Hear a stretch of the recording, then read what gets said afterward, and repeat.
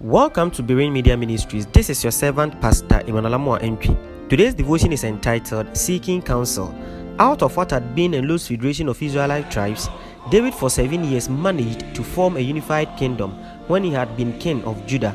These tribes, who had known intergroup conflict and war, were already broadly divided between north and south. Under David's tutelage, Israel experienced growth and prosperity, maintaining their freedom to worship God as they chose. Solomon, one of his sons, became king following David's death. Israel's prosperity continued under Solomon. The unity achieved under these kings created in Israel a period called the Golden Age.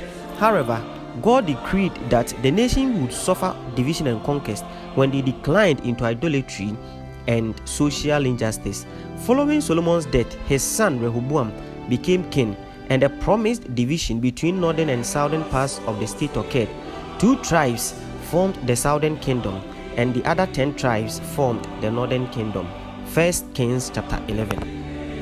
In 1 Kings chapter 12, when Rehoboam was about to be crowned the king of Israel in Shechem, Jeroboam, who had previously escaped to Egypt from Solomon's threat, came back after the northern tribes sent for him. They went to Rehoboam at Shechem to inquire whether he was going to alleviate the burdens his father Solomon compounded on them or not. For 3 days, Rehoboam had to seek counsel to decide his fate and destiny. By empathizing with Rehoboam, I know a lot would have gone through his mind.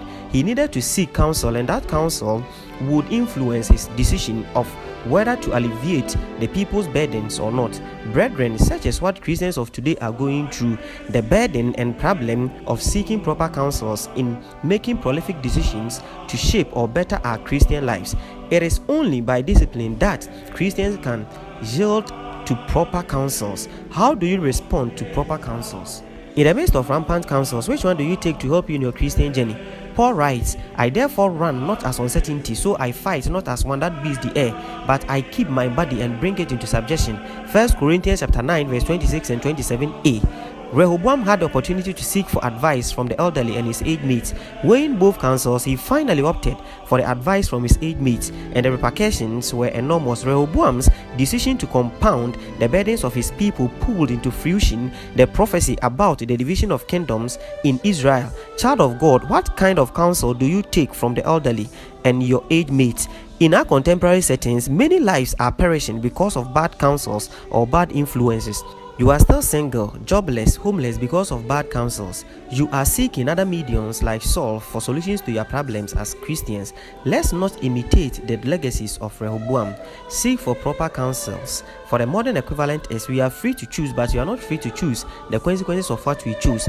Read 1 Kings chapter 12. Remain blessed and have a fruitful day. God bless you. Amen.